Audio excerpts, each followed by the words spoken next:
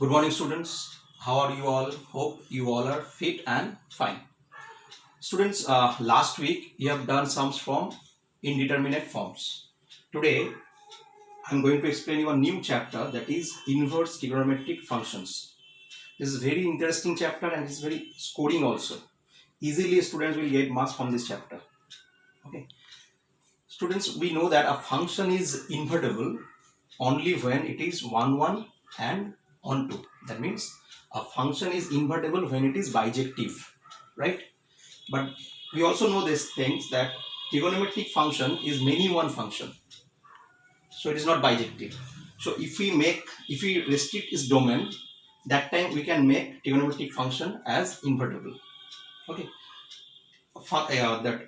inverse of a function f is denoted as or denoted as f inverse. We defined f as inverse of f as f inverse like this. Suppose y equals to given f of x equals to one trigonometric function given, that is sin x. How we write the inverse of sin x? We write x as sin inverse y. Similarly, in case of cos x, we represent inverse as x equals to cos inverse y. Okay.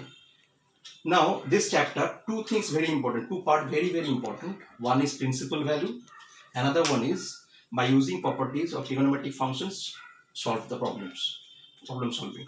So today I will discuss about principal value. That is your first exercise.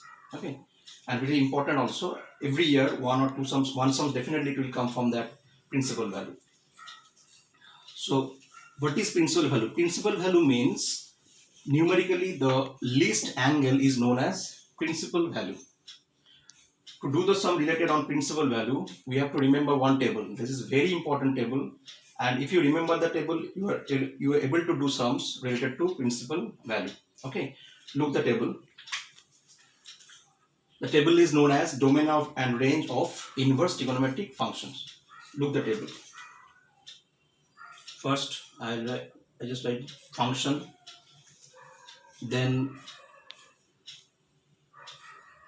domain of that function, then range. This is for this one, principal value form. This is very important, this part, range part. This range, from this range part you can get the principal value. Okay, students, look first for sin inverse x.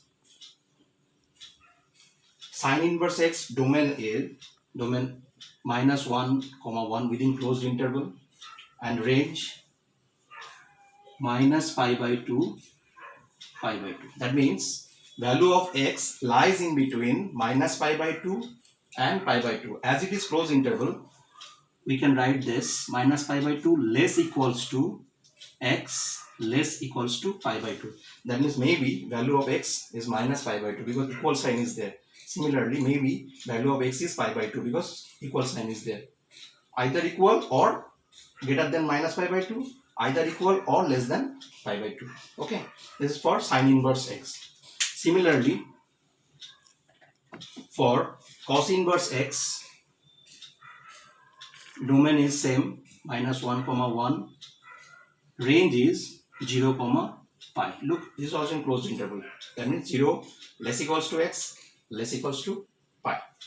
Now tan inverse x. For tan inverse x, domain is real, that is R, and range is open interval minus pi by 2 comma pi by 2. That means open interval means minus pi by 2 less x less pi by 2. No equal sign is there. When it is closed interval, then only equal sign is there. When it is open interval, at that time minus pi by 2 less x less pi by 2. Okay. Similarly, for cot inverse x,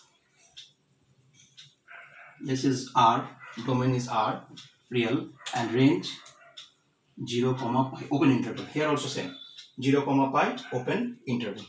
Okay. Next, for cosec, look, for sin inverse x, range is what? Minus pi by 2, closed interval, pi by 2. For cos inverse x, 0 comma pi, tan inverse x minus pi by 2 open, pi by 2 also open, cot inverse x open 0 comma pi. Remember this values of this range. Next,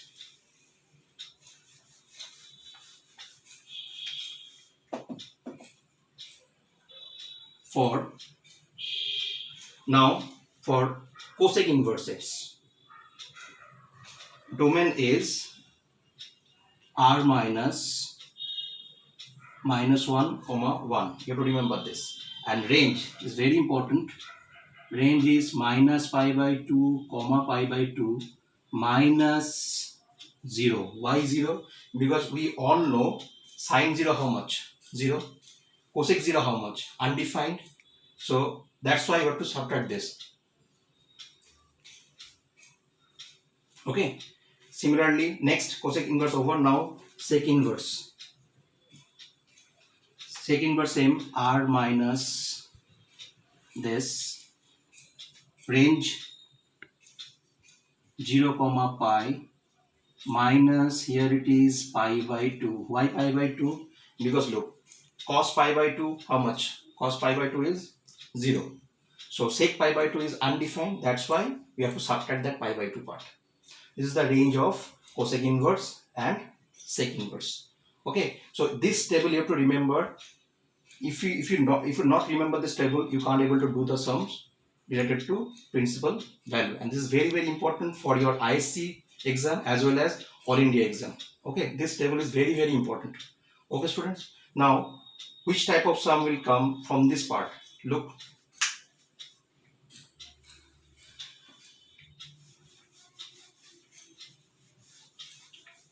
Suppose one sum is given. Find the principal value of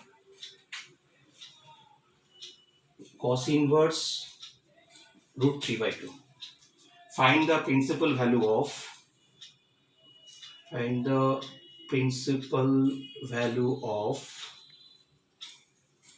cos inverse root 3 by 2. How we do this sum? First, we assume it, let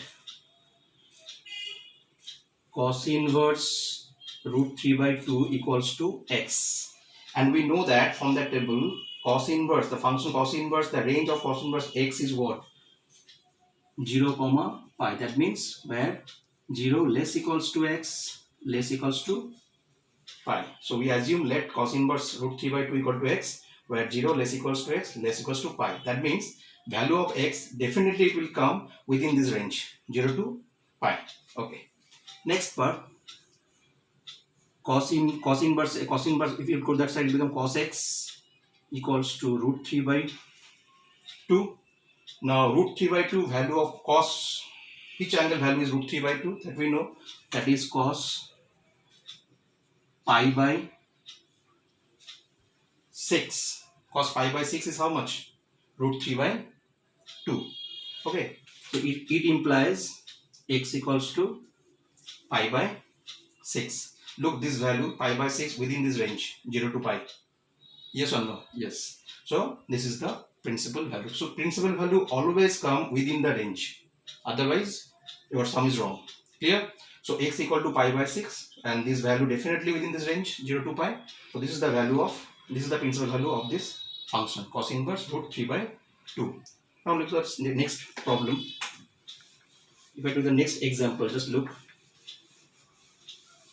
It was given cos inverse minus 1 by root 2. Cos inverse minus 1 by root 2. You have to find the principal value of cos inverse minus 1 by root 2.